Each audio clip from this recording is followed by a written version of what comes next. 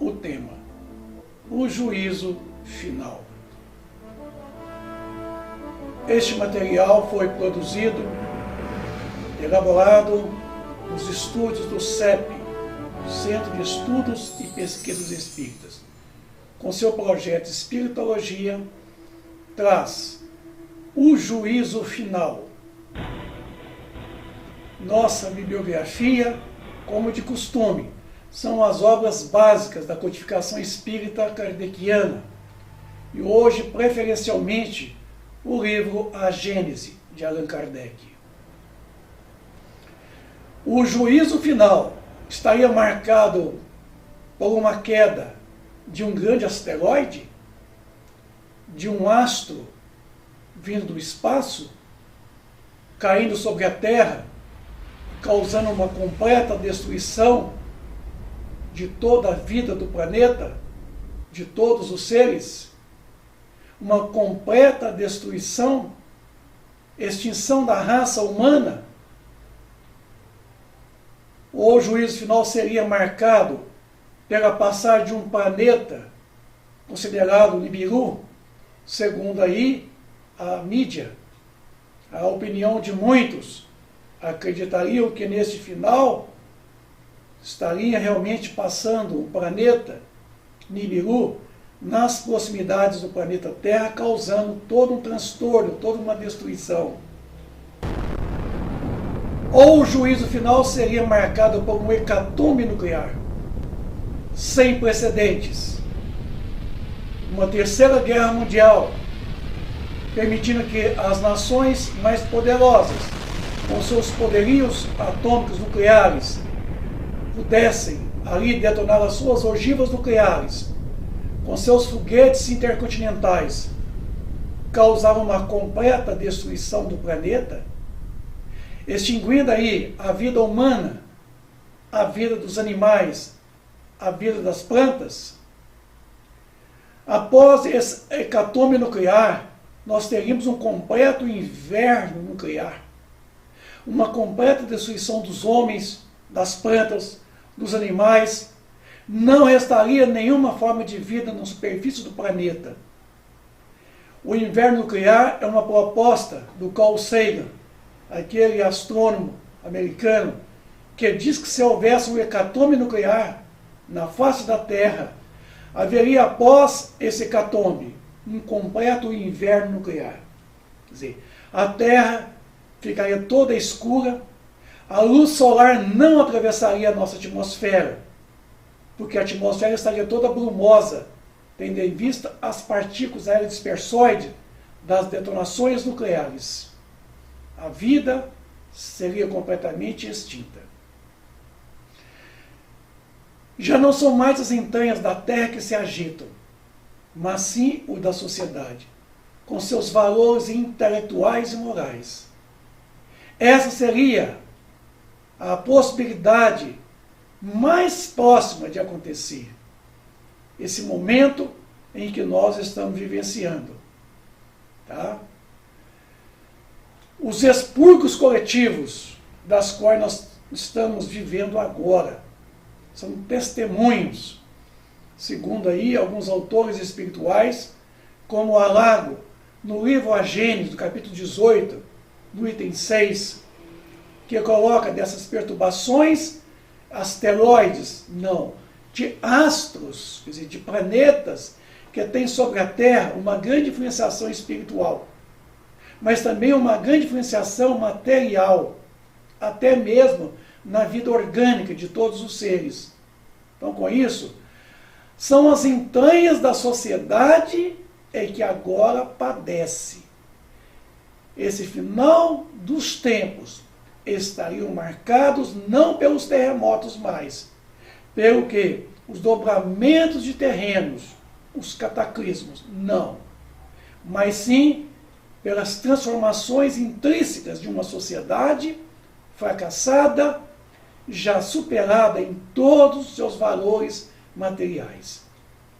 Esta é a maior possibilidade que fará do juízo final o momento exato de o fim de uma era e o início de uma nova era.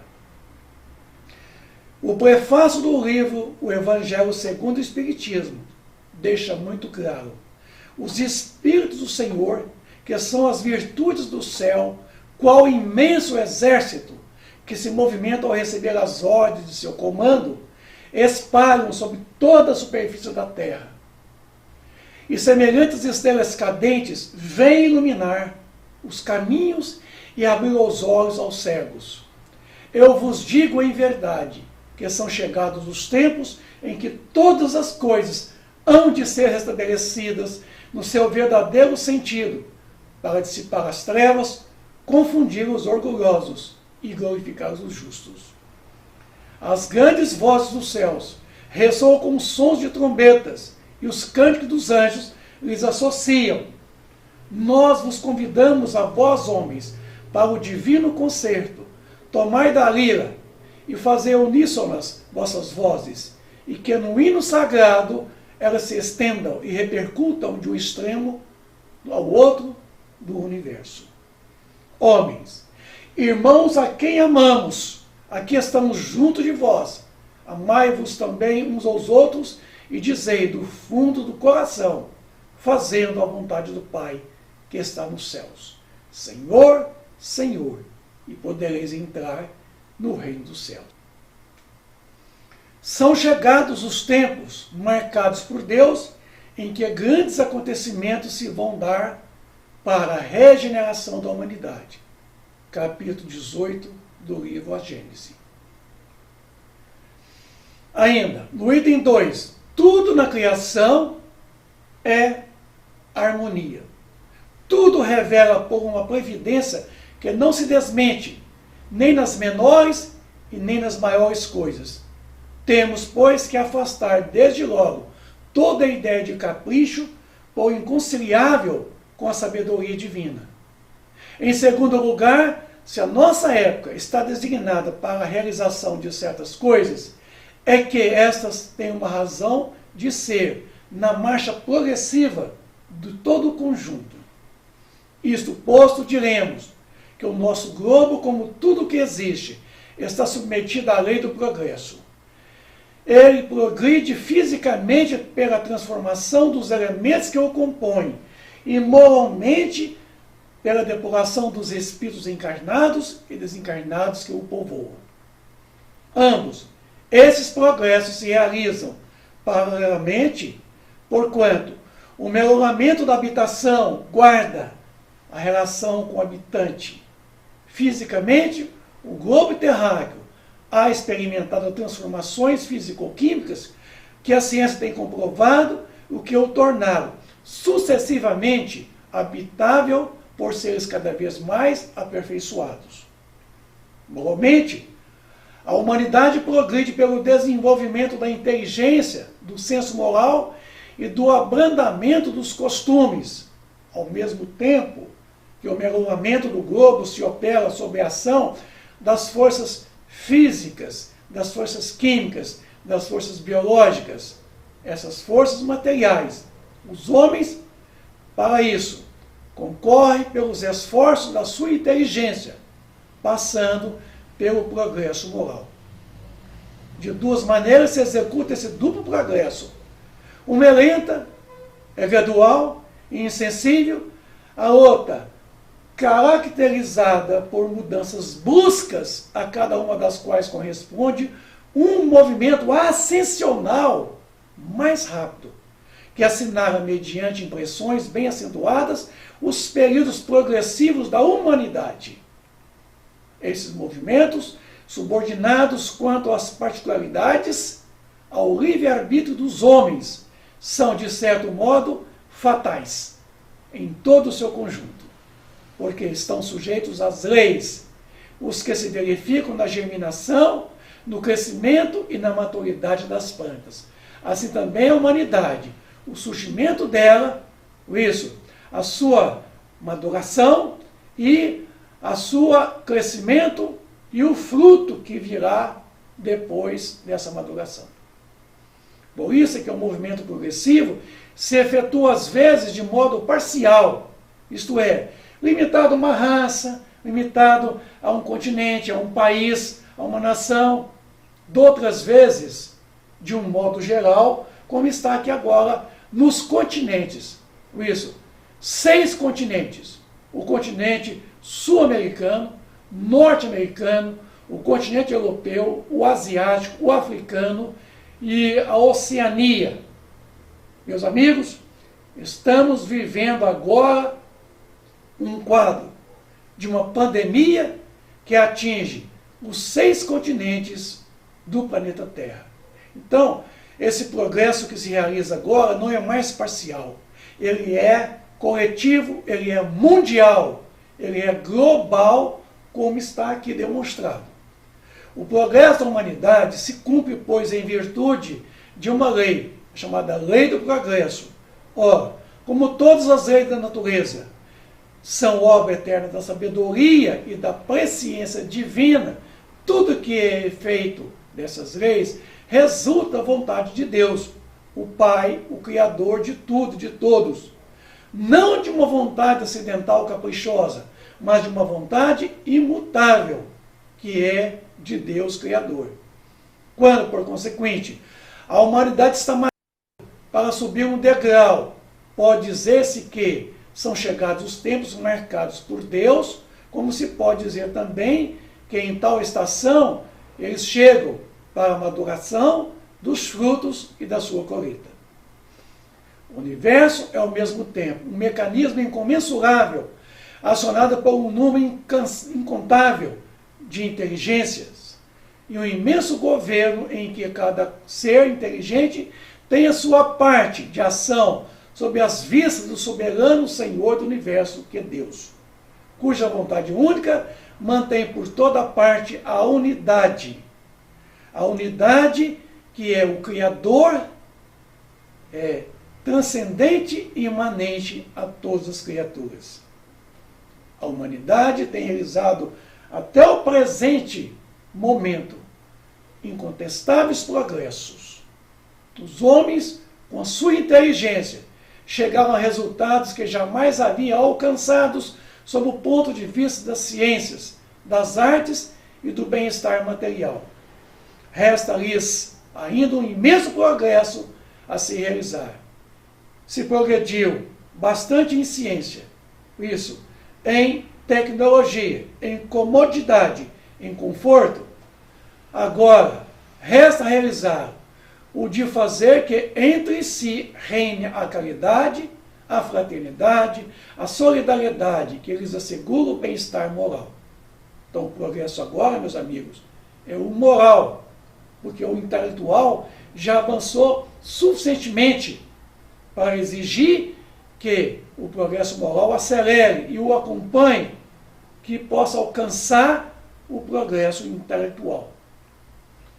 Tal o período em que doravante vão entrar e que marcará uma das fases principais da vida de toda a humanidade. Essa fase que neste momento se elabora é o complemento indispensável do estado precedente, como a da idade viril, o é da juventude. Ele podia, pois, ser previsto e predito de antemão, e é por isso que se diz que são chegados os tempos determinados por Deus. Porque está nos desígnios de Deus, da vontade dele, esse momento dessa maturação de toda a humanidade, de atingir realmente um processo agora de fazer um progresso muito mais do que material. Agora é um progresso intelecto-moral. Já não é somente de desenvolver a inteligência, o de que os homens necessitam, mas o de elevar o sentimento, e para isso se faz preciso destruir tudo o que superexiste neles, o egoísmo, o orgulho, a vaidade, a cobiça, a sensualidade. Nesses tempos, porém, não se trata de uma mudança puramente parcial, uma renovação limitada a uma certa região, a um determinado povo, a uma raça. Mas trata de um movimento universal, global, a operar-se no sentido do progresso moral.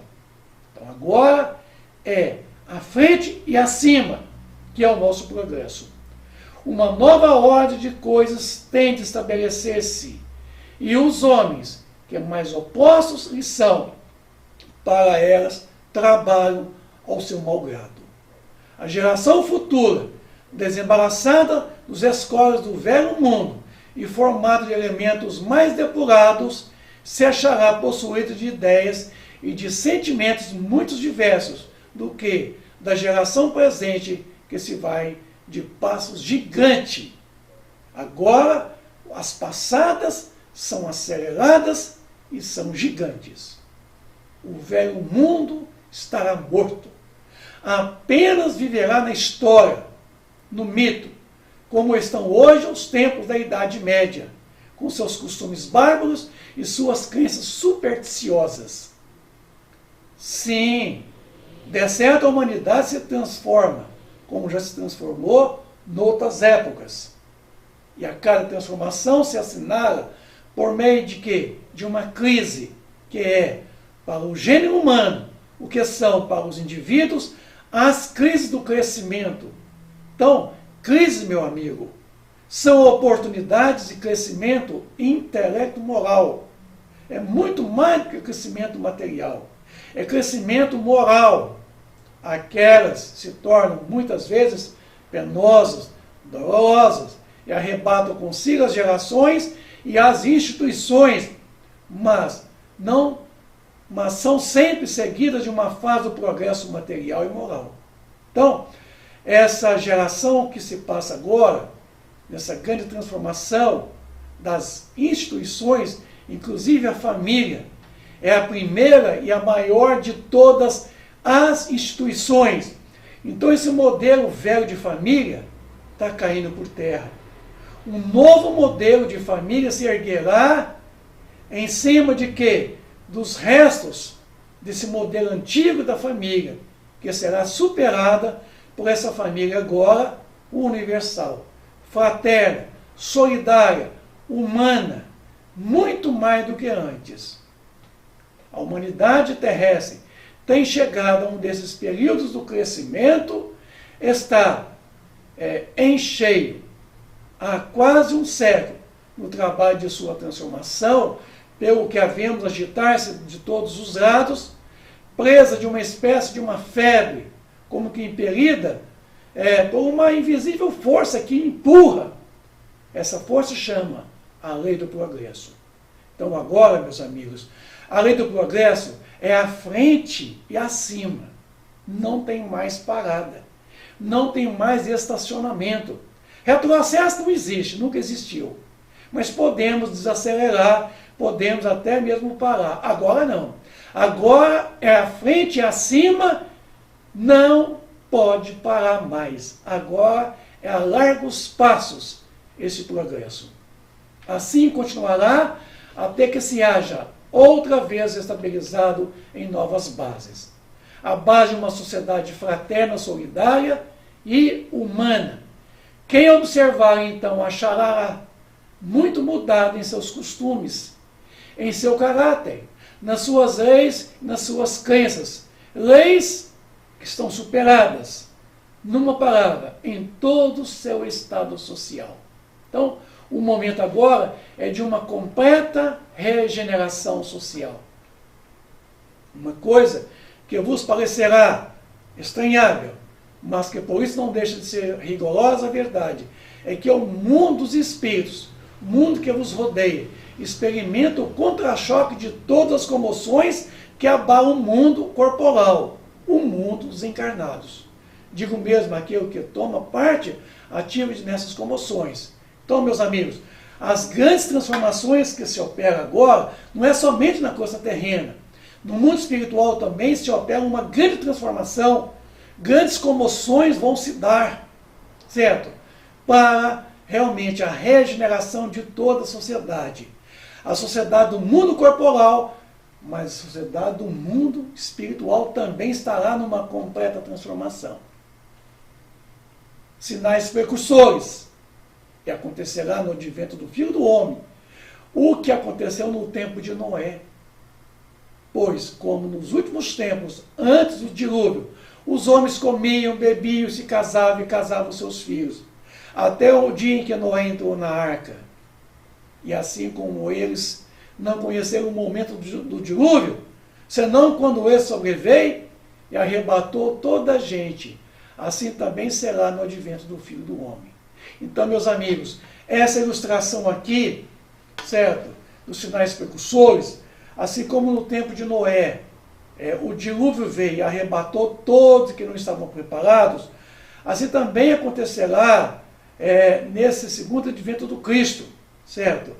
A tempestade, não tempestade literalmente falando da água, da chuva, mas a tempestade de ideias novas, ideias que virão em turbilhão de um mundo novo, de novas ideias, de um homem novo. Vai nos pegar de surpresa, assim como nos pegou agora, do final do ano 2019 para 2020, a pandemia que surgiu no mês de novembro, quando chegou aqui no Brasil, em janeiro e fevereiro. Em dezembro, comemoramos o Natal, o Réveillon, fevereiro veio o Carnaval, e aí dormimos com um mundo festivo e acordamos no outro mundo com uma grande pandemia que assola, que amedronta e que consome uma boa parte da humanidade. Então, assim também, como aconteceu no tempo de Noé, acontece agora conosco. Nós fomos pegos de surpresa. Essa tempestade, não literalmente falando da chuva, da enchente, mas das ideias novas. Então, novas ideias brotam, novos homens nascem, uma nova humanidade surge para superar esta velha humanidade. Então não esquece vocês, tá? Essa ilustração aqui contida lá no livro A Gênesis, no capítulo 17, do item 50, é muito ilustrativa para o momento que nós estamos vivenciando com toda a humanidade terrestre. Missão dos Espíritas, percebem bem, Evangelho segundo o Espiritismo, no capítulo 20, no item 4. Não escutais já o ruído da tempestade, que há de arrebatar o velho mundo e abismar no nada o conjunto das iniquidades terrenas? Ah, bendizei, ó Senhor, vós que haveis posto a vossa fé na sua soberana justiça, e que, nobres apóstolos da crença, revelada pelas proféticas vozes superiores, ides pregai o novo dogma da reencarnação, o da elevação dos espíritos, conforme tenha cumprido, bem ou mal, suas missões e suportado suas provas terrestres. Não mais vos assusteis. As línguas de fogo estão sobre as vossas cabeças. Ó verdadeiros adeptos do Espiritismo, sois os escolhidos de Deus, ide pregai a palavra divina. É chegada a hora em que deveis sacrificar a sua propagação, os vossos hábitos, os vossos trabalhos, as vossas ocupações fúteis. Ide pregai, convosco estão os espíritos elevados. Então, meus amigos, esse é o momento chegado, em que de nós os espíritos se esperam muito, e que nós devemos sacrificar não somente o nosso trabalho, certo? Mas também as nossas horas de sono, as nossas horas de lazer, uma certa exclusividade com a propagação das novas ideias, a boa nova, o Evangelho de Jesus, que trará luz para essa nova humanidade que nasce, que floresce diante dessa antiga e dessa velha humanidade. Então, não vos assusteis, porque os bons espíritos estão conosco, nos protegendo, nos amparando, nos iluminando, nos fortificando. Nós temos visto aí muitos amigos espíritas fraquejando, certo? Já não suportando, deixando ser levado pelas comoções sociais, deixando ser levado pela depressão, pelo medo. Meus amigos, sejamos mais fortes, sejamos mais corajosos, tomemos a charrua, certo? Sacrifique um pouco mais a sua vida, dedique um pouco mais a propagação das ideias do Evangelho de Jesus através da nossa doutrina espírita. Vamos promover aqui na Terra o reino dos céus. Proteção, você pode ter certeza. Todos nós teremos essas proteções. Ditosos que hajam dito aos seus irmãos. Trabalhemos juntos, unamos-nos nos nossos esforços, a fim de que o Senhor, ao chegar, encontre acabada a obra. Porquanto o Senhor lhe dirá: vinde a mim, vós que sois bons servidores, vós que souberdes impor silêncio aos vossos ciúmes e às vossas discórdias, a fim de que daí não viesse dano para a obra. Meus amigos, certo, vindo do Senhor, já veio. Ele não veio em pessoa, ele veio através do Espírito de verdade, certo, que comanda toda a terceira revelação das leis divinas, a doutrina espírita. Então, através do Espírito de verdade, Jesus já veio esperando de nós que pelo menos a obra estivesse a caminho, não atravancada pelos nossos ciúmes, pelas nossas diferenças, pelos nossos preconceitos de castas e religiosos, mas que encontrasse entre nós um campo aonde a semente lançada 2000 anos atrás, essa semente estivesse brotada, germinada e crescida, e que agora estaria dando o quê? A flor e o fruto. Jesus quis chegar aqui através do Espírito de verdade e encontrarmos todos nós já bastante amadurecidos intelectualmente, espiritualmente. Mas, ai daqueles que, por efeito de suas dissensões, houver retardado a hora da colheita.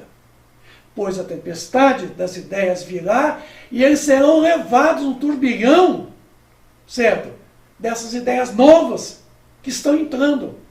Clamarão: graças. O Senhor, porém, lhes dirá: como implorais graças vós que não tivestes piedade dos vossos irmãos, e que vos negastes estender-lhe as mãos, que esmagastes o fraco em vez de amparardes? Está pedindo agora graças, Senhor, Senhor? Como suplicais graças, vós que buscastes a vossa recompensa nos gozos da terra, e na satisfação do vosso orgulho, já recebeste a vossa recompensa, tal a que quiserdes. Já recebeu tudo materialmente, tem tudo materialmente. O que nos falta agora? Mais nada. Aquelas coisas do céu, as coisas do céu não estão aqui na terra, está dentro de nós mesmos. Então é hora de voltarmos para dentro de nós na busca dos valores intrínsecos. Nada mais vos cabe pedir. As recompensas celestes são para os que não tenham buscado nas recompensas da própria terra, na matéria. Porque a matéria é passageira. As recompensas maiores é aquela que é do espírito, é aquela que é subjetiva, que pertence à alma. Esses indícios não estarão nem no sol, nem nas estrelas, mas no estado social e nos fenômenos mais morais do que físicos, e que se pode, em parte, deduzir de suas alusões. Muitos estão esperando um asteroide cair na Terra, destruir a Terra. Poxa, destruir a Terra? Agora que nós estamos no auge do progresso, agora que nós estamos caminhando, progredindo muito mais intelectualmente, vai cair um asteroide, um cometa na Terra, um planeta vai passar e vai destruir. Agora que está tudo muito beleza, é que vai ter um hecatombe nuclear, uma terceira guerra mundial sem precedentes para destruir os animais, destruir as plantas, destruir o homem, derrubar todos os prédios. Não. Então, os indícios não estarão no sol, não estarão nas estrelas. As estrelas não caem do céu, mas no estado social da humanidade, nos fenômenos morais, do que os fenômenos físicos, e que se pode, por parte deduzir as nossas alusões que estamos fazendo aí em torno de tudo. Não olheis para o céu, para nele procurar os sinais precursores, porque nele nada vereis. E aqueles que vos anunciarão, vos enganarão. Mas olhai ao redor de vós mesmos, entre os homens. Será aí que encontrareis os sinais dessa violência urbana, essa violência doméstica que campeia as nossas lares, as nossas famílias, a nossa sociedade, certo? Esse, digamos assim, capitalismo ferrenho selvagem, certo? Esse poderio econômico que a maioria dos grandes ricos, fazem do restante pessoas pobres, essa grande diferença social, econômica, política, cultural e até mesmo religiosa, olha para aí. Você vai ver a decadência da economia, você vai ver a decadência da política, você vai ver a decadência da educação, você vai ver a decadência das religiões. É aí que estão os sinais em derredor dos próprios homens, e não no céu. Não sentis como o vento que sopra sobre a terra e agita todos os espíritos? O mundo está numa espera, e como tomado de um vago pressentimento da aproximação da tempestade de novas ideias. Tempestade de ideias, esse brainstorming, quer dizer, essa tempestade de ideias, certo? Que está vindo agora nessa torrente, certo? De ideias que vem através do Evangelho de Jesus. Através de religiões, certo? Religiões sapienciais, religiões proféticas, religiões cristãs, certo? E religiões que nos traz grandes e belas revelações da promessa do Cristo. Não credes, entanto, no fim do mundo material. A terra progrediu desde sua transformação, deve progredir ainda, e não será destruída em hipótese alguma. Mas a humanidade chegou a um desses seus períodos de transformação, e a terra vai se elevar na hierarquia dos mundos, de um mundo de expiação e provas, a um mundo de regeneração, que é o mundo intermediário entre expiação e provas e o mundo ditoso. Então vejamos nós que não é, pois, o fim do mundo material que se prepara. Não vai haver uma destruição material, não pode haver um hecatombe, uma terceira guerra mundial sem precedentes, porque haveria um hecatombe nuclear, mataria todas as plantas, mataria todos os animais, todos os homens, toda a vida seria extinta na face da Terra.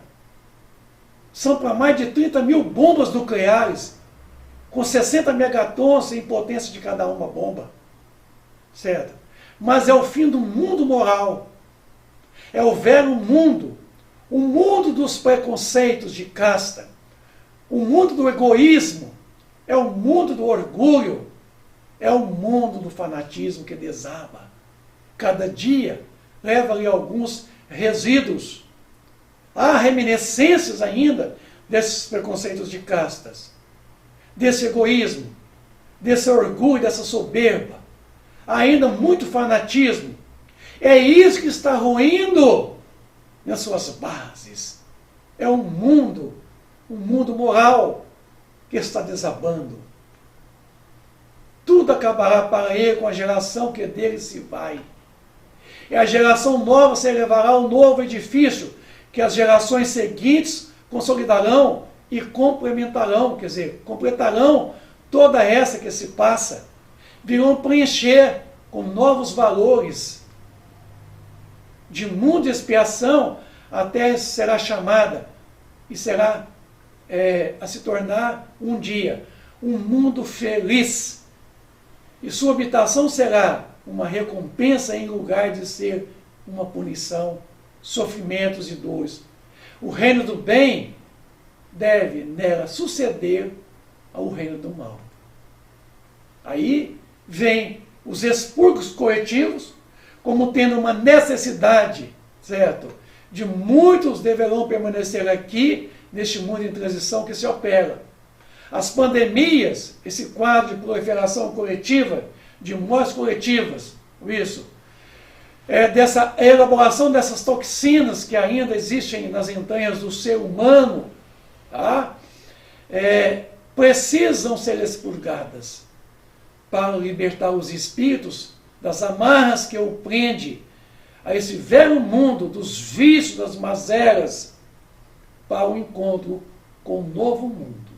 Então, estaremos sujeitos a alguns flagelos naturais, certo? Porque o planeta passa por grandes transformações pelo progresso, esse progresso puramente material, das suas forças físicas, químicas, biológicas. Então, haveriam sim sinais de flagelos, calamidades sociais, haveriam guerras, haveriam pestes, isso, que chamamos de pandemias, certo? Mas um estimulante que eu poderia impelir por uma força de necessidades a procurar meio de combater e descobrir as leis da própria natureza, certo? E isso é o conhecimento humano, como tem feito aí, tentativa de encontrarmos vacina que possa combater então essa pandemia do Covid-19. Então, a própria ciência, certo? Busca recurso, porque o planeta Terra sofre insensações astronômicas por outros astros que causam perturbações astronômicas que podem alterar os seres viventes do planeta Terra, certo? De todos os seres vivos, determinar-se algumas enfermidades que atacam de modo geral as plantas, os animais, os homens, enfermidades que, como todos os flagelos, são para a inteligência humana um estimulante para desenvolver mais ainda a tecnologia, a ciência, para poder então tirar desse avanço as consequências morais, o progresso intelecto-moral. De um mundo de expiação e prova, um mundo regenerador. Este é o estado de regeneração de toda a humanidade. Tá? Então, começando isso, o mundo primitivo, que a Terra um dia já alojou, o estado de expiação e provas, e depois o mundo de regeneração. E agora, nós estamos nessa nova era, certo? Nesse estado de um mundo de regeneração que já está acontecendo. Então, fizemos assim um grande progresso do estado primitivo, galgamos ao estado de expiação e provas. E desse estado de expiação e prova agora, nessa mediação, nesse estado de crise, nessa transição, um estado de regeneração de toda a humanidade. Então, esse movimento agora, ele é global, ele é mundial, ele é continental, não está unicamente localizado a uma região, a um país ou um povo. Agora é toda a humanidade. Por isso que agora, meus amigos, as transformações foram marcadas por uma grande pandemia. Uma pandemia sem precedências, porque nós não esperávamos que seríamos pegos por uma situação, certo, que está dentro de nós mesmos. A eclosão daquelas toxinas, daquelas nódias que nós guardamos no interior do nosso corpo mental, que agora tem que ser expurgadas de forma coletiva, através de uma expiação coletiva, de mortes coletivas. E será gradações. Essas mortes não serão grandes números de morte, serão um número mais reduzido, mas por tempos longos, duradouro, as mortes coletivas.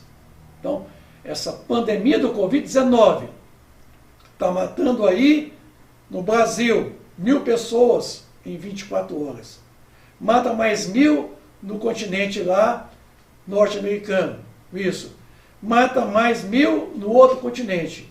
Enfim, o número é insignificante em relação à população do planeta Terra, que é em torno de 7 bilhões e 800 milhões de criaturas. Mas isto esse número reduzido de mortes será em tempos mais longos. Gastará mais tempo para esse expurgo, para esse processo. O Espiritismo ele não cria a renovação social. A madurez da humanidade que fará da renovação uma necessidade. Pelo seu poder moralizador, por suas tendências progressistas, pela sua amplitude das suas vistas, pela generalidade das questões que abrangem. O Espiritismo é mais apto que qualquer outra doutrina a secundar o movimento de regeneração. Por isso ele é contemporâneo desse grande movimento. É através da doutrina espírita que se espera de nós espíritos uma grande contribuição para levarmos a todo a doutrina, o Evangelho de Jesus, para esse grande movimento de regeneração de toda a humanidade. A fraternidade será a pedra angular da nova ordem social. Mas não há fraternidade real, sólida, efetiva, senão ausente em base inabalável. E essa base é a fé. Não a fé em tais ou em tais dogmas particulares, que mudam com os tempos, com os povos, que mutuamente se apedrejam porquanto, animatizando-se uns aos outros, alimentam o antagonismo, o ódio, a vingança. Mas a fé nos princípios fundamentais de toda a gente pode aceitar e aceitará. Porque buscará dentro de si mesmo essa grande força de mudar todos os obstáculos que o egoísmo, o orgulho, a vaidade, a sensualidade obstrui o progresso dos homens. Juízo final. Capítulo 20, no item 5 do Evangelho segundo o Espiritismo. Ora, quando o Filho do Homem vier em sua majestade, acompanhado de todos os anjos, sentar-se-á no trono de sua glória, reunidos diante dele todas as nações, separará uns dos outros, como o pastor separa os bodes das ovelhas. Colocará as ovelhas à sua direita e os bodes à sua esquerda. Então dirá o rei aos que estiverem à sua direita: vinde benditos do meu Pai, tomai posse do reino que vos foi preparado desde o princípio do mundo. Porquanto tive fome, me deste de comer, tive sede, me deste de beber, careci de teto e me hospedastes, estive nu e me vestistes, achei-me doente e me visitastes, estive preso e me foste ver. Então, responder-lhe-ão aos justos: Senhor, quando foi que te vimos com fome e te damos de comer? Ou com sede te demos de beber? Quando foi que vimos sem teto e te hospedamos, ou despido e te vestimos? E quando foi que soubemos doente ou preso e fomos visitar-te? O rei lhes responderá: em verdade vos digo todas as vezes que isso fizeste a um desses mais pequeninos dos meus irmãos, foi a mim mesmo que o fizestes. Então, meus irmãos, agora é um grande momento de uma grande comoção social pela fraternidade universal. Estamos movidos agora por uma grande comoção, nos concitando a praticar a caridade, a assistência, a promoção social dos nossos irmãos menos favorecidos pelos bens materiais. Dirá em seguida aos que estivessem à sua esquerda: afastai-vos de mim, malditos, ide para o fogo eterno que foi preparado para o diabo e seus anjos. Porquanto tive fome e não me deste de comer, eu tive sede e não me deste de beber, precisei de teto e não me agasalhastes, estive sem roupa e não me vestistes, estive doente e no cárcere e não me visitastes. Então quer dizer, a esses que agora não praticarão a caridade, certo? Não adianta mais. Vai se colocar à esquerda do Cristo. Também eles replicarão: Senhor, quando foi que te vimos com fome e não te demos de comer, com sede e não te demos de beber, sem teto ou sem roupa, doente ou preso, e não te assistimos? Ele então responderá, em verdade vos digo, todas as vezes que faltastes com assistência a um desses mais pequeninos, deixaste de tê-los para comigo mesmo. Então, meus amigos, as nossas atitudes para ser aceita por Deus pelo Cristo, ela tem que partir em relação à nossa atitude com os nossos semelhantes. É ajudando mutuamente aqueles que fraquejam, aqueles que estão aí sofrendo a fome, a nudez, a doença. Vamos ajudá-lo, porque sendo assim, amando um ao outro, aos outros, estaremos amando a Jesus e a Deus, o próprio Criador. Se assim não fizermos, de nada adiantará. E esses irão para o suplício eterno e justos para a vida eterna. Mateus capítulo 25, versículo de 31 a 46. Então, meus amigos, a parábola do joio e do trigo, ela é muito explicativa. É explicativa demais para o momento que nós estamos vivenciando. Então está lá, Mateus capítulo 13, versículo 24 a 30. Propôs-lhe outra parábola dizendo, o reino dos céus é semelhante ao homem que semeia uma boa semente no seu campo. Mas dormindo os homens, veio seu inimigo e semeou o joio no meio do trigo e retirou-se. E quando a erva cresceu e frutificou, apareceu também o joio. E os servos do pai de família, indo ter com ele, disseram, Senhor, não semeastes tudo no teu campo, boa semente? Por que tem então o joio? E ele lhes disse, o inimigo é quem fez isso. E os servos lhe disseram, queres, pois, que vamos arrancá-lo? Ele, porém, lhes disse, não, para que, ao colher o joio, não arranqueis também o trigo com ele. Deixai crescer ambos e juntos, até a ceifa. E por ocasião da ceifa, direi aos ceifeiros, colhei primeiro o joio, e atai em molhos para queimar, mas o trigo ajuntai-o no meu celeiro. Então, meus amigos, a parábola da separação do joio e do trigo é muito oportuna para o momento.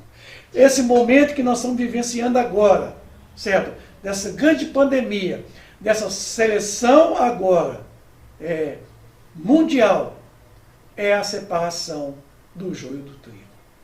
Quantos que estão partindo daqui em situações piores? Porque tiveram oportunidade e vieram para cá e foram mescladas, certo? Saneadas no meio dos bons. Uma grande população de espíritos trevosos, condições inferiores, certo? Se misturou a uma pequena população de homens bons, homens do bem. Então, é assim, precisou esperar que ambos chegassem a um crescimento, a uma maduração, que pudessem então agora separar o joio do trigo. Pegar o joio, que são os espíritos inferiores, trevosos, os espíritos maus, e os atirá-los aos mundos inferiores, aonde haverá dores, sofrimento, ranger de dente. Quer dizer, há mundos inferiores, como é o nosso, de expiação e provas, ou talvez há um estado de um mundo primitivo. E aqueles que aproveitam o caminho e se progrediram, serão elevados, isso, ao reino dos céus.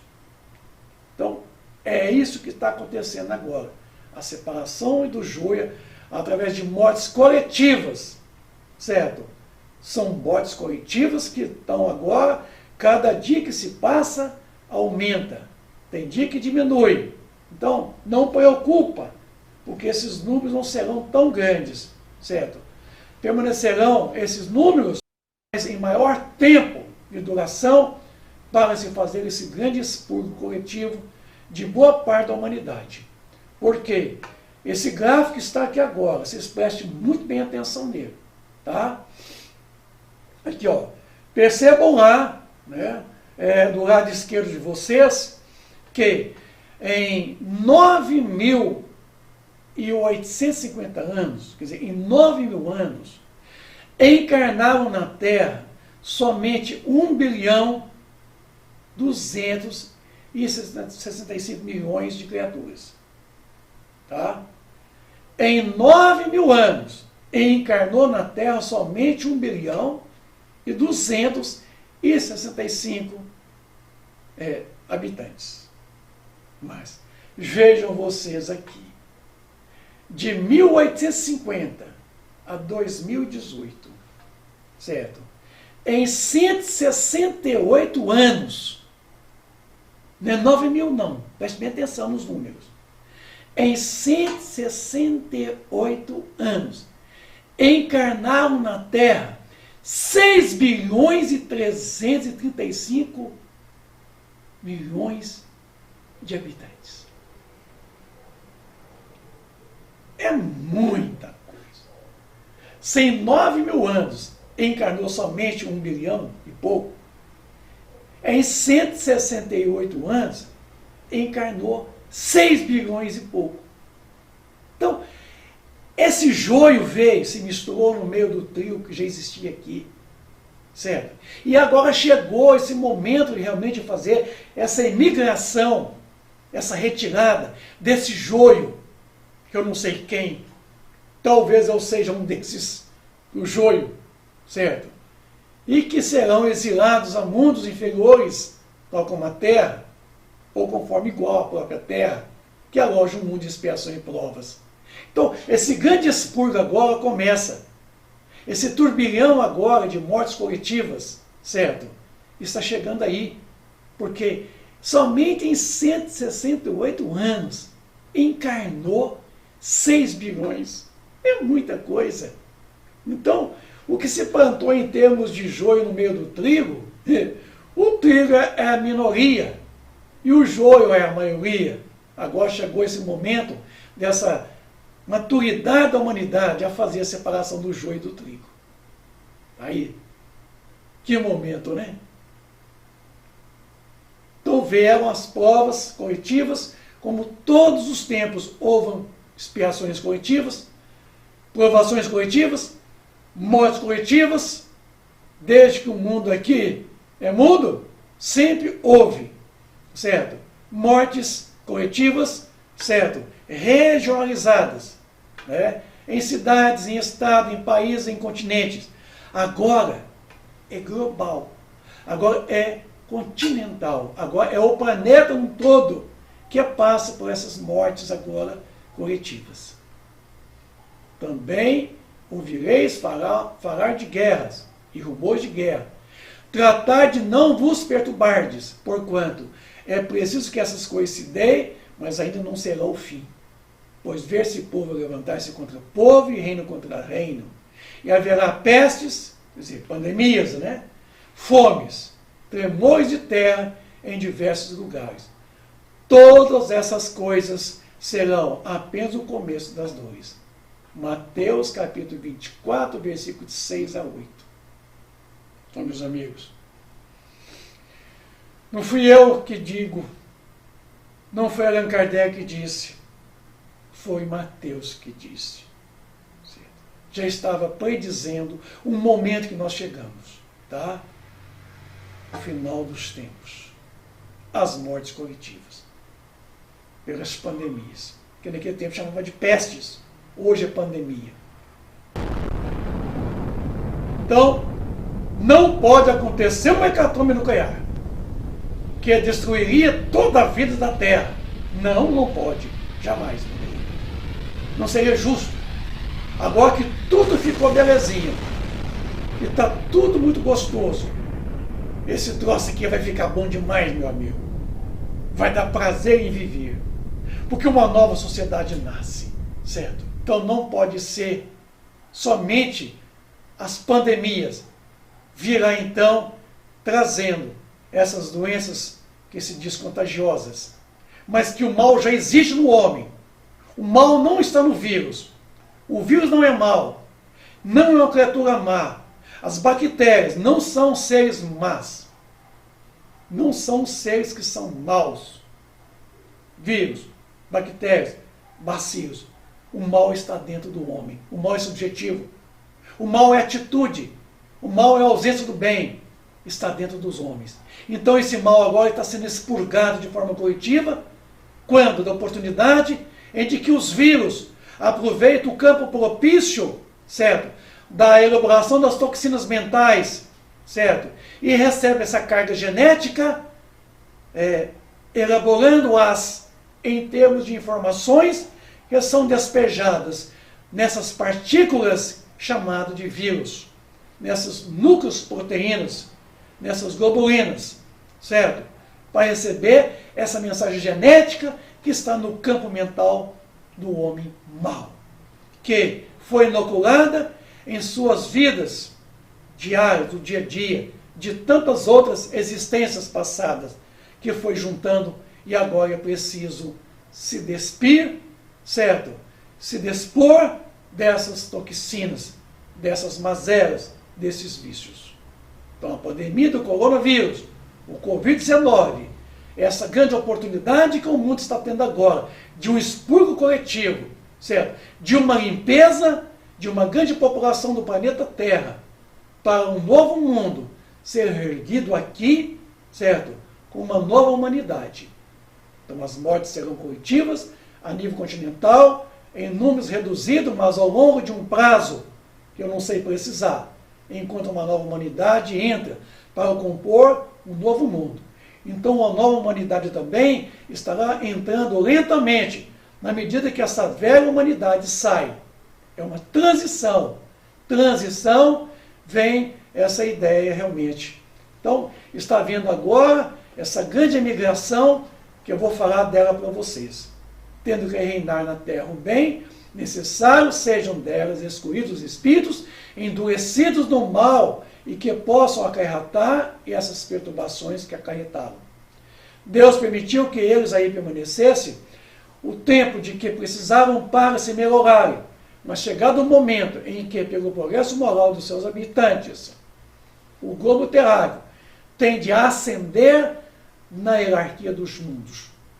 Interdito será ele como morada a encarnados e desencarnados que não hajam aproveitado os ensinamentos que uns e outros se achavam em condições de aí receberam, não vivenciaram, serão esses então retirados como joio do meio do trigo e jogado, para ser queimado não pelo fogo literalmente, mas para mundos primitivos, na onde os expurgos, as expiações, a dor, o sofrimento, fazem eles passar nas suas retificações espirituais. Serão exilados para os mundos inferiores, como foram outros de outrora, não é isso? Para a terra, os da raça adâmica, vindo substituí-los, os espíritos melhores.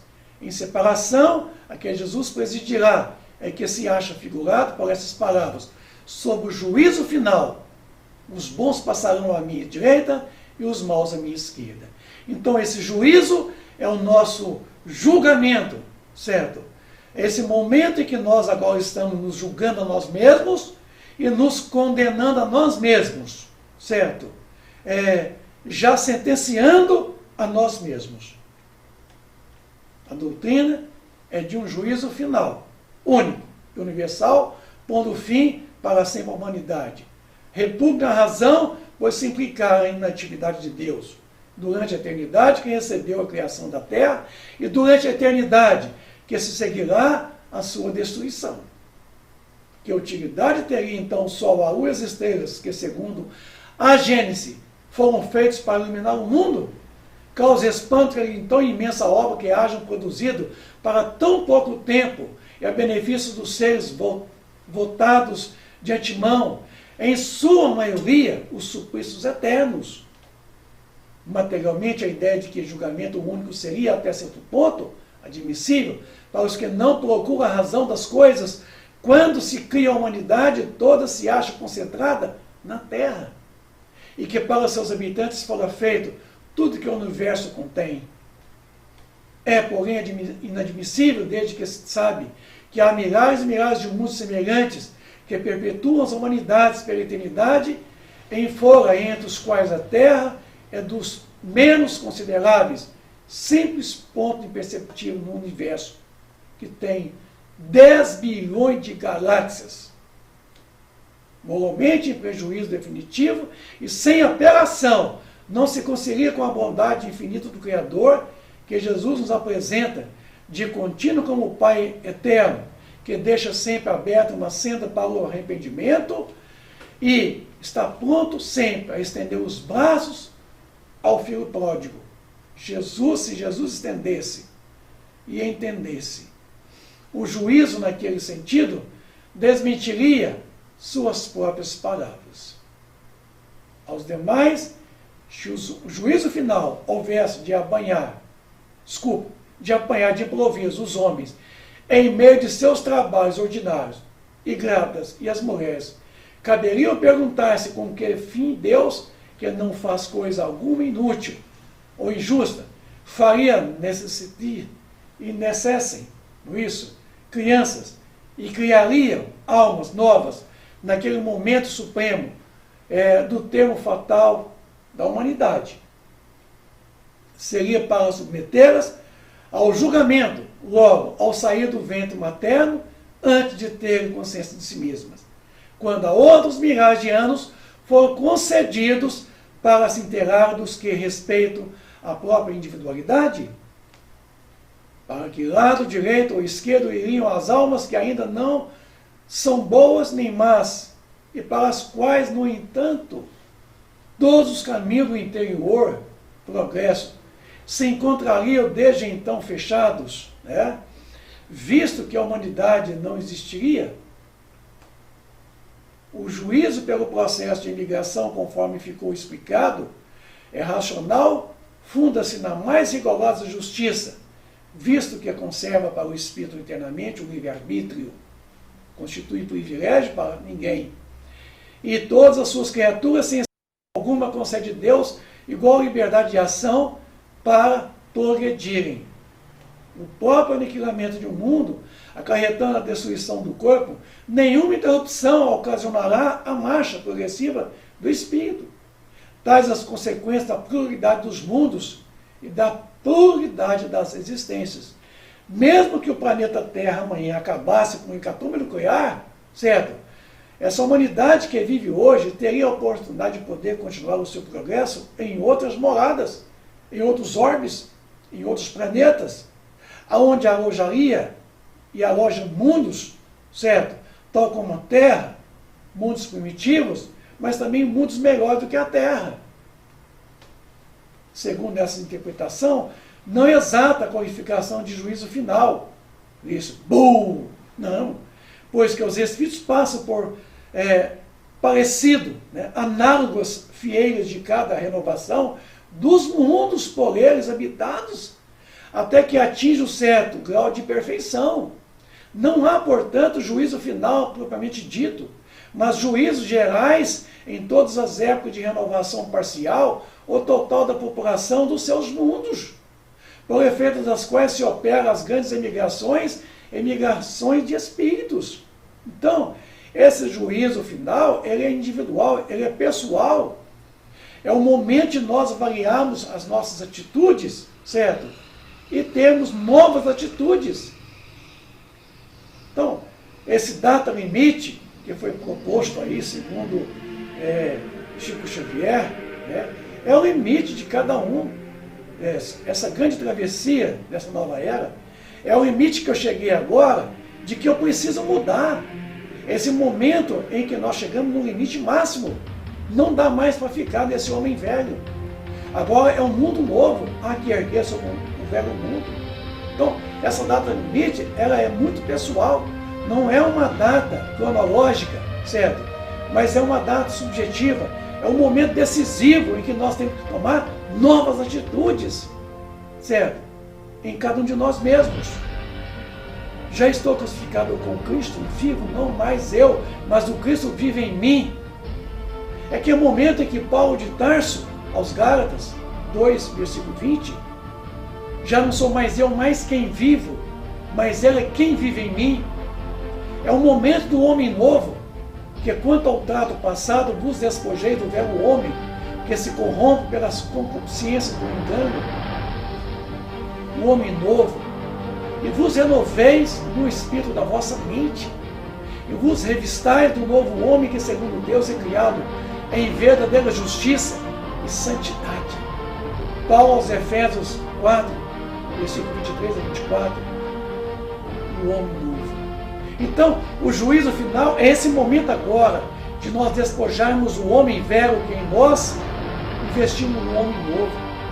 Transformai-vos pela renovação do vosso entendimento. Renova-te sempre, ainda que o homem exterior se corrompa, o interior, contudo, se renova dia a dia. Paulo aos Coríntios 2, 4, 16, é essa renovação. É isso que é o juízo final. O juízo final não será um hecatombe. Não será uma destruição do planeta, da humanidade, por um cometa, por um asteroide, por um planeta. Certo? Certo.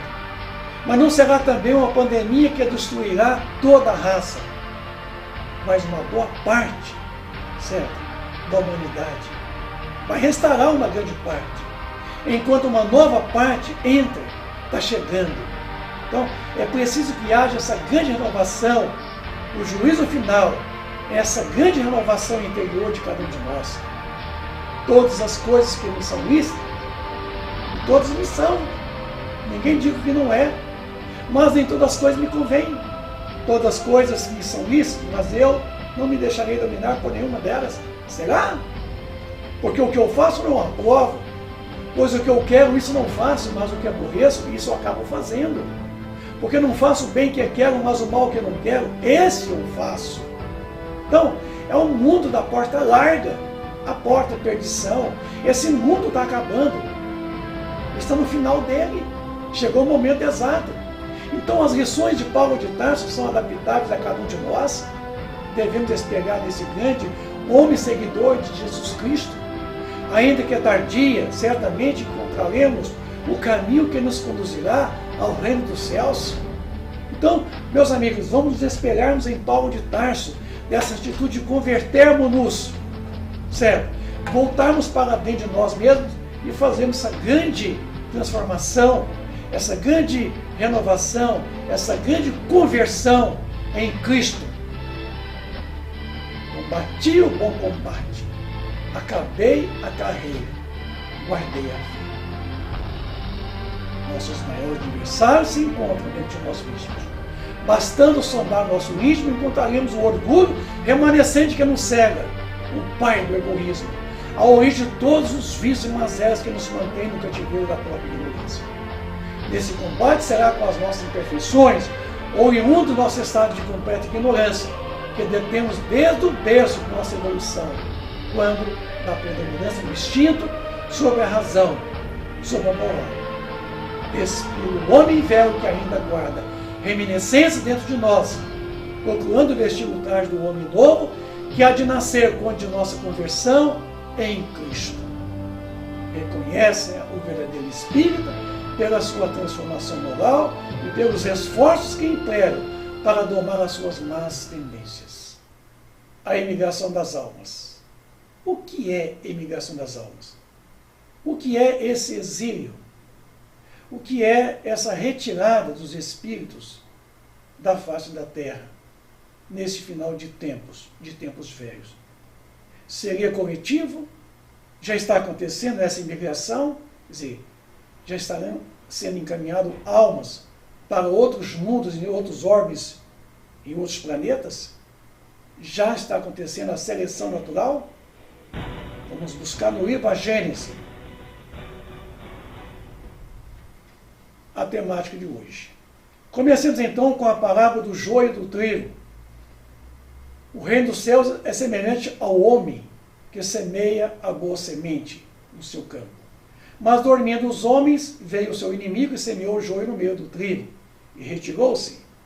E quando a erva cresceu e frutificou, apareceu também o joio. E os servos do pai de família, indo ter com ele, disseram-lhe: Senhor, não semeastes tu no teu campo boa semente? Por que tem, então, joio? E ele lhes disse, um inimigo é quem fez isso. E os servos lhe disseram, queres, pois, que vamos arrancá-lo? Ele, porém, lhe disse, não, para que ao colher o joio, não arranqueis também o trigo com ele.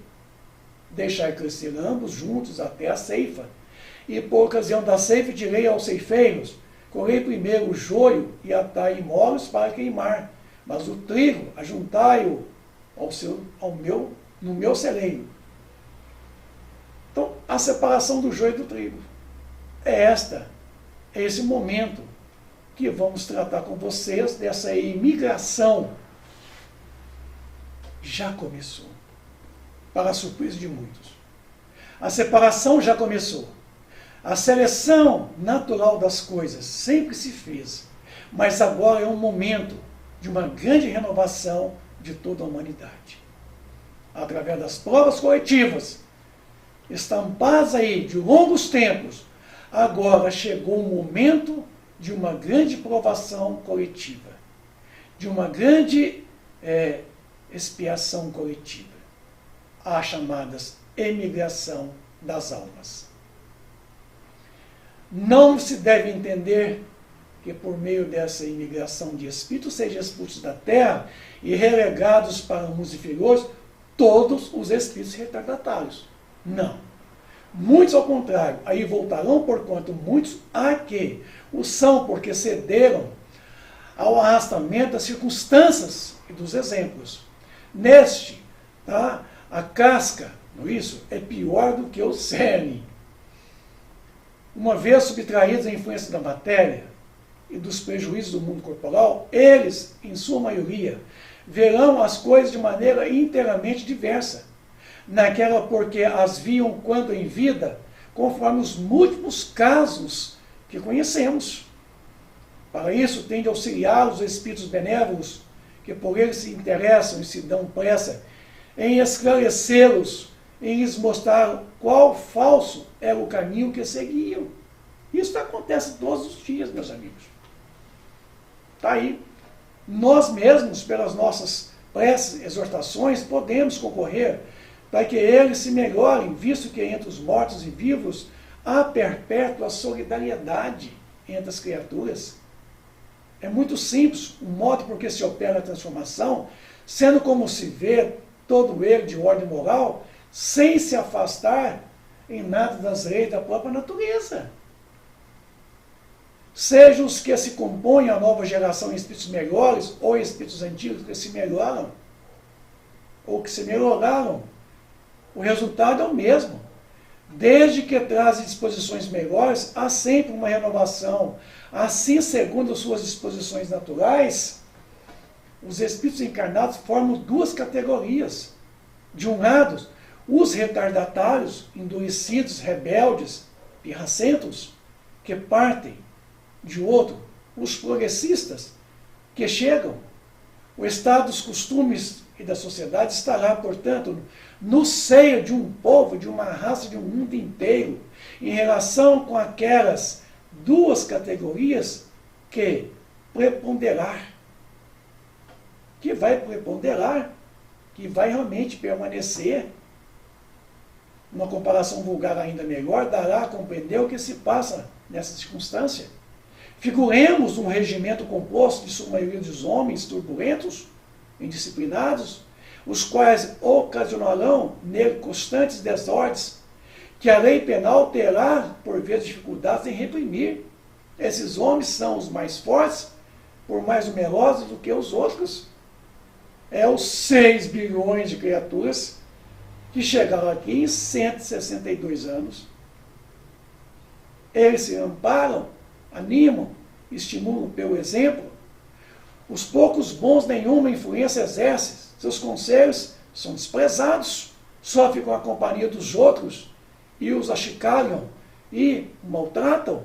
Não é essa uma imagem da sociedade atual? Né? Quantas vezes nós estamos aí na tribuna espírita, falando, pregando, a gente não é considerado, não é ouvido, ele não é levado em consideração a contento, certo? Às vezes somos até mesmo julgados, condenados, né? Somos injuriados difamados. Suponhamos que esses homens são retirados 1 a 1, 10 a 10, 100 a 100, do regimento, substituídos gradativamente por igual número de bons soldados, mesmo por alguns do que já tenham sido expulsos e corrigiam. Ao cabo de algum tempo existirá o mesmo regimento, mas transformado. A boa ordem terá sucedido a desordem. É assim acontece com a humanidade. Está saindo os desordeiros, os bagunceiros, tendenciosos ao mal, e uma nova lava de espíritos bons estão chegando, adentrando. O regimento permanecerá, quer dizer, a humanidade permanecerá, mas melhor, com novos costumes, tendenciosos ao bem, ao belo, à caridade, à solidariedade, ao amor, à fraternidade. E os outros serão daqui retirados gradativamente, 1 a 1, 10 a 10, 100 a 100, 1000 a 1000. Quando pensar que não, estará renovado toda a humanidade. As grandes partidas coletivas, entretanto, não têm por único fim ativar as saídas, certo? Tem igualmente o de transformar mais rapidamente o espírito da massa, livrando das más influências e o de maior ascendências às novas ideias. Então veja bem que essas grandes partidas é para nos fazer as comoções, nos fazer voltar para dentro de nós mesmos e verificar que nós precisamos fazer uma mudança. Chegou um momento de mudança. E esse momento agora do Covid-19, dessa pandemia, certo? É um convite às mudanças. O mundo velho não dá mais para sustentá-lo. Agora é hora de mudança, de mundo novo. Então, o mundo antes da pandemia e o mundo depois da pandemia. A pandemia, então, será um divisor de águas entre dois mundos, o velho mundo e o novo mundo. Por estar muitos, apesar das suas imperfeições, maduros para a transformação, é que muitos partem a fim de apenas se retemperarem em fontes mais puras, enquanto se conservassem o mesmo meio e sob as mesmas influências, persistiriam nas suas opiniões e nas suas maneiras de apreciar as coisas. Ficaria no tradicionalismo, no velho mundo. Então, é preciso uma nova oportunidade para se ver as coisas de forma diferente, com nova visão de mundo, certo? Para se melhorarem e haver essa grande transformação. Um estado no mundo dos espíritos bastará para lhe descerrar os olhos. Por isso que aí vem o que não podiam ver na Terra, para se perceber no mundo real, que é o mundo espiritual, que é o mundo aqui na Terra, é o mundo corporal. Ele é virtual, é passageiro, é ilusório, é muito enganoso. O incrédulo, o fanático, o absolutista, poderão, consequentemente, voltar com ideias inatas da fé, da tolerância, da liberdade, da fraternidade, do amor, da caridade.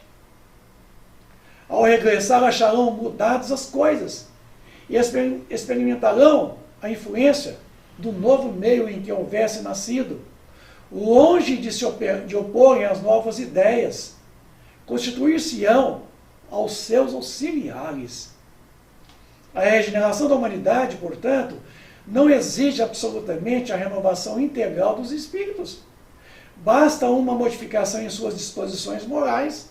Essa modificação se opera em todos quantos nos estão predispostos, desde que se sejam subtraídos à influência perniciosa do mundo. Então, é retirar o joio, né? Os espíritos imperfeitos, a companhia dos bons, porque deixarão os bons mais livres para fazer um progresso mais rápido. Assim, nem sempre os que voltam, certo, são outros espíritos.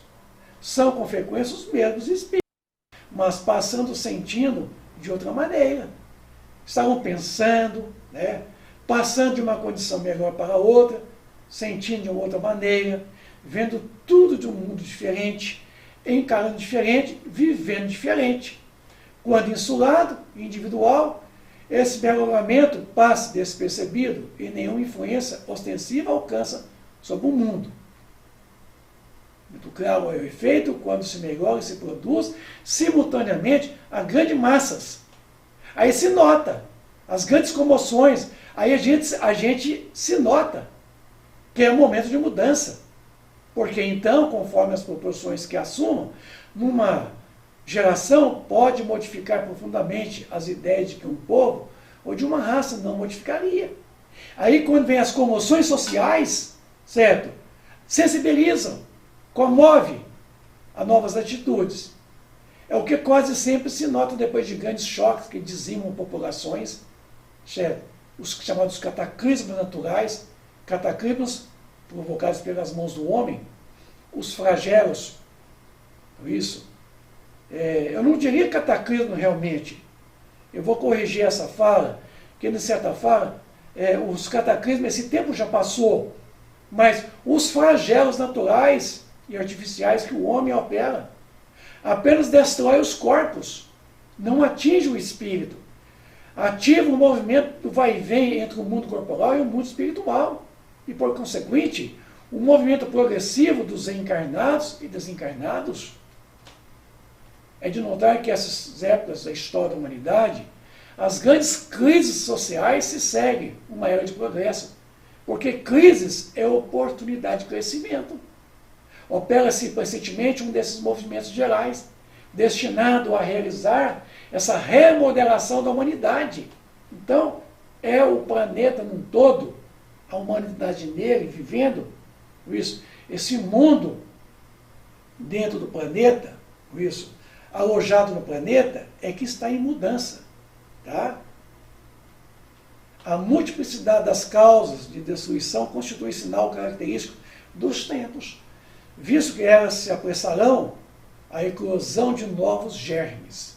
São as folhas que caem no outono, as quais sucedem outras folhas cheias de vida, porquanto a humanidade tem suas estações, como os indivíduos têm suas várias idades.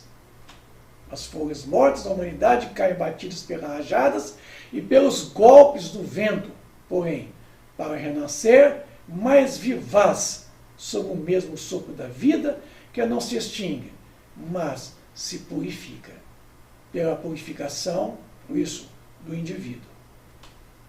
Para o materialista, os flagelos destruidores são calamidades de compensação sem resultados aproveitáveis, pois que, na opinião deles, os aludidos flagelos aniquilam os seres para sempre.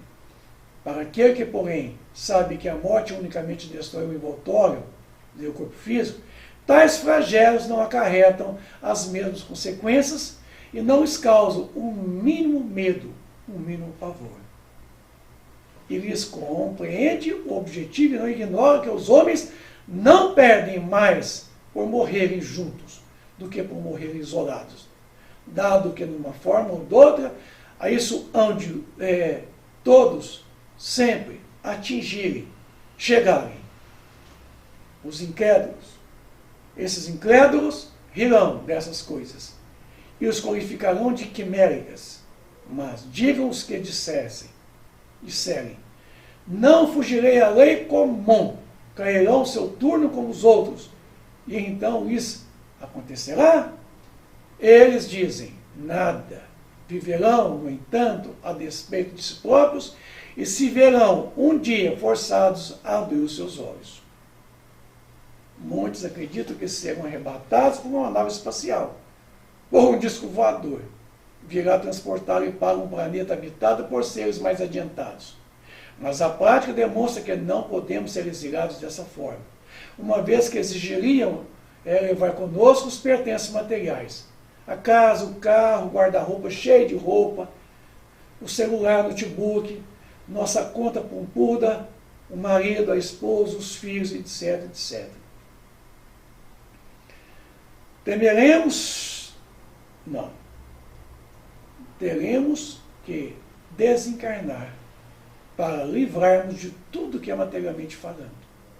Então, nenhum encarnado será aqui arrebatado por disco voador, por naves espaciais.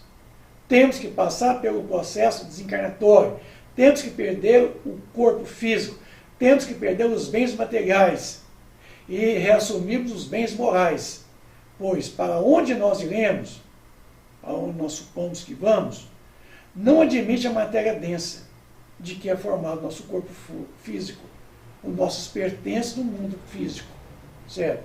Permaneceremos no estado de consciência de que adquirimos ao longo da existência corporal.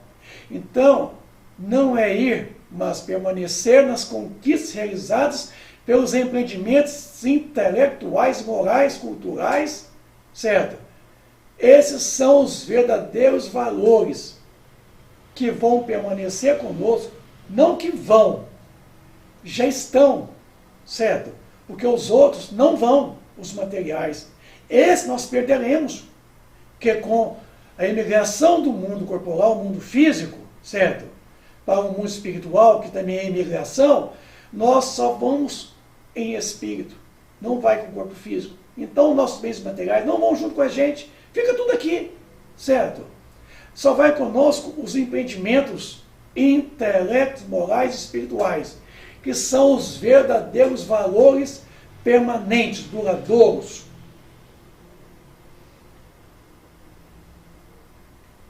Eu quero fazer aqui um breve comentário comparativo. Como os exilados de Capela, seremos exilados da terra. Vou explicar então, no livro Caminho da Luz, no capítulo 3, Emmanuel nos fala sobre os exilados de Capela, como exemplo aqui agora. Nos mapas zodiacais que os astrônomos terrestres compulsam em seus estudos astronômicos, observa-se desenhado uma grande estrela na constelação do Cocheiro, que recebeu na Terra o nome de Câmara, ou Capela. Tá lá.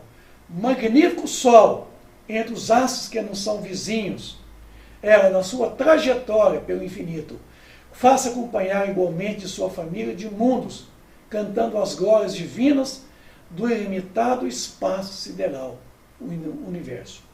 Sua luz gasta cerca de 42 anos para chegar à Terra. Considerando deste modo a singular distância existente entre a Terra e o nosso planeta, já que a luz percorre o espaço com a velocidade de aproximadamente 300 mil quilômetros por segundo, preste atenção. Um ano-luz é a medida do caminho percorrido pela luz durante um ano, sendo que a luz propaga numa velocidade de 300 mil quilômetros por segundo. Equivale a um número de 9,46 trilhões de quilômetros. Um ano-luz. Um ano-luz equivale a 9 trilhões e 465 bilhões e 120 milhões de quilômetros. Um ano-luz. Como Capela está a 42 anos-luz, Capela está distante da Terra a 397 quatrilhões, 535 bilhões a 0,40 milhões de quilômetros. Então vejam vocês, meus amigos, é muita coisa. Isso, Capela está longe de nós. Quase todos os mundos que eles são dependentes já se purificaram, física e moralmente. Porque Capela não é um planeta, certo? Capela é um sol, que em redor dele há um planeta onde aloja um mundo. Pois quando fala exilado de Capela, exilado de um mundo, do sistema Capela. Tá? Examinados pelas condições do atraso moral, né, da Terra, onde o homem se reconforta com as suas vísceras dos seus irmãos inferiores, como uma das eras pré-históricas de sua existência, marcham uns contra os outros, ao som dos hinos guerreiros, dos cantos, desconhecendo os mais comezinhos princípios de fraternidade e pouco realizando em favor da extinção do egoísmo, da vaidade e do seu infeliz orgulho. Há muitos milênios, um desses órgãos de Capela, que guarda muitas afinidades com o globo terrestre, atingiu a culminância de um de seus seios, né? E dos seus extraordinários ciclos evolutivos. As lutas finais de um longo período de aperfeiçoamento estavam delineadas, como acontece conosco agora na Terra. Isso, esse momento dessa maturação da humanidade, relativamente às transições esperadas para o século XX, nesse crepúsculo de civilização estamos agora. Alguns milhões de espíritos rebeldes lá existiam. Quer dizer, no mundo alojado num planeta, no sistema Capela. No caminho da evolução geral, dificultando a consolidação das penosas conquistas daqueles povos cheios de piedade e virtude, mas de uma ação de saneamento geral, os alijaria daquela humanidade que fizera jus à concórdia perpétua para a edificação dos seus elevados trabalhos. As grandes comunidades espirituais diretoras do cosmos deliberam, então, organizar aquelas entidades que se tornaram pertinazes ao crime, aqui na Terra longínqua, onde aprenderiam a realizar na dor nos trabalhos mansos. Não, trabalhos pesados, rudes, do ambiente o qual encontraria, selvagem. As grandes conquistas do coração impulsionando simultaneamente o progresso dos seus irmãos inferiores, que aqui já existia. Aqui era um mundo primitivo, já existia vida, seres humanos. Então os capelinos vieram inaugurar um mundo primitivo para um mundo de quê? De expiação e provas, que a partir da sua chegada aí, começou então essa transição do mundo primitivo para um mundo de regeneração, não. Um mundo de expiação e provas, que depois de expiação e provas chegaria a um mundo que é de regeneração, como chegamos agora. Então, exilados de Capela, aqui chegaram. Está aí 42 anos. Né? 397 trilhões de quilômetros, é muita coisa. Foi assim que Jesus recebeu a luz do seu reino de amor, reino de justiça, aquela turba de seres sofredores e infelizes. Com a sua palavra sábia e compassiva, exortou essas almas desventuradas à edificação da consciência pelo cumprimento dos seus deveres, de solidariedade, de amor, esforço regenerador de si mesmas. Mostrou-lhe os campos imensos de luta que travariam, que desdobravam na terra, envolvendo-as no halo bendito da sua misericórdia e de sua caridade sem limite. Então Jesus abraçou os capelinos. Abençoou-lhe as lágrimas santificadoras, fazendo-lhe sentir os sagrados triunfos ao futuro e prometendo-lhes a sua colaboração cotidiana e sua vinda do porvir. Aqueles seres angustiados e aflitos que deixavam para trás de si todo um mundo de quê? De afetos, não obstante as suas corações impertinidos na prática do mal, seriam degradados à face obscura dos planetas terrestres. Andariam desprezados à noite dos milênios da saudade e da amargura. Reencarnariam no seio das raças ignorantes e primitivas, a lembrar o paraíso perdido, nos firmamentos distantes. Por muitos séculos não veria a luz, suave luz de Capela, mas trabalhariam na terra acariciados por Jesus e confortados na sua imensa misericórdia. Quando ao fato se verificar a reencarnação de espíritos tão avançados em conhecimentos, em corpos de raças primigênias, não se deve causar repugna ao entendimento. Lembremos-nos de que um metal puro, como o do ouro, por exemplo, não se modifica pela circunstância de se apressar em vaso imundo, certo? Esse vaso imundo, ou disforme, lá no lamaçal, no pântano. Aqueles seres decaídos, degradados, a maneira de suas vidas passadas no mundo distante de Capela, com o transcurso dos anos, reuniriam-se em 4 grandes grupos que se fixariam depois nos povos mais antigos, obedecendo a afinidades sentimentais e linguísticas, que os associariam, certo? Ou associavam na constelação do cochilo. Então, unidos novamente na esteira do tempo, formavam, deste modo, o grupo dos Árias, isso, a civilização do Egito, do povo de Israel e as castas da Índia. Os capelinos vieram inaugurar, então, a transição de um mundo primitivo para um mundo de expiação e provas. Está aí, né, o mundo primitivo, eles chegaram aqui, já existia a raça humana primitiva, vieram trazendo progresso, como diz Emmanuel, uma espécie de enxertia espiritual, né, contribuindo para o progresso intelecto e moral destes, para o mundo de expiação e provas. Está aí o mundo de expiação e provas, que a Terra ainda guarda uma relação muito profunda. Expiação está... Não vou falar.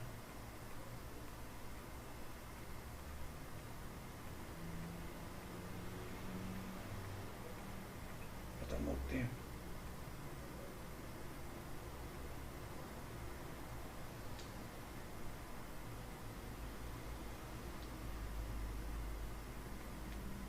Para tanto, uma nova era precisava se fazer. Precisaria uma transição, uma era New Age, uma era nova, um novo mundo, uma nova humanidade. Então, a transição do mundo, do planeta, não é a transição do planeta, é a transição do mundo que está alojado no planeta. Então, a transição dos homens, dos espíritos, é eles que estão em transição, certo? São duas humanidades. Uma saindo, a outra entrando, neste mundo, alojado no planeta Terra. A transição do mundo planetário nos relembra o trânsito de pessoas, certo? E de carros, numa via pavimentada. Isso é a ideia de transição. Trânsito, não vem de transição? Transição, pessoas, carros, em via de mão dupla. Trânsito de duas humanidades, enquanto uma está saindo com seus velhos costumes, a outra está entrando com seus novos hábitos. É uma via de mão dupla. A época atual é de transição. Confundem-se os elementos de duas gerações colocados no ponto intermediário, assistimos a partida de uma e a chegada da outra, já se assinalando cada uma no mundo pelos caracteres que eles são peculiares. Então dá para ver o mundo antigo e o mundo novo, pelas tendências. Tem ideias e pontos de vista opostos às duas gerações que sucedem, pela natureza de suas disposições morais, porém, sobretudo as disposições intuitivas, inatas, torna-se fácil distinguir a qual das duas pertence cada indivíduo, cabendo-lhe fundar a era do progresso moral. A nova geração se distingue por inteligência e razão, geralmente precoce, juntos ao sentimento inato do bem e a crenças espiritualistas, o que constitui um sinal indubitável de certo grau de adiantamento anterior, moral, espiritual. Não se comporá exclusivamente de espíritos eminentemente superiores, mas dos que, já tendo progredidos suficientemente, se acham predispostos a assimilar todas as ideias progressistas, aptos a secundar-se o movimento de regeneração que já começou, século XXI. A imigração dos espíritos já começou, com seus espíritos encarnados, que passaram pelo fenômeno da morte física, juntamente com aqueles, certo, espíritos imperialitos do mal, que vivem na erraticidade, serão translandados para um orbe equidistante da Terra. Lá neste planeta haverá um mundo espiritual interpenetrando o mundo corpóreo. Então está aí, do estado primitivos que nós, já passamos por ele, é um estado de expiação e provas, e aí o mundo de regeneração. O planeta Terra não comportará mais um mundo primitivo ou expiação e provas, como está hoje, pois fará a sua transformação para um mundo de regeneração. Então o mundo e o planeta estarão muito mudados. Essa era de Aquários, que já começou. A nova era, essa era nova. Então, assim, meus amigos, eu desejo a todos vocês que vocês nos ajudem a fazermos deste mundo um novo mundo. Um mundo repleto de muita paz, de muita luz. Se você não quer ser exilado, emigrado ao mundo igual à Terra ou inferior a ela, melhore. Você tem tempo. Nós temos tempo de recuperar. Ainda há tempo de nós recuperarmos e voltarmos aqui numa nova existência, nesse orbe Terra, num mundo melhor. Eu aguardo vocês em novas oportunidades. em novos tempos, eu quero poder estar com todos vocês também, nesse mundo novo que nós estamos almejando. Um grande abraço a vocês, um abraço à posteridade. Um beijo para todos. Fica com Deus.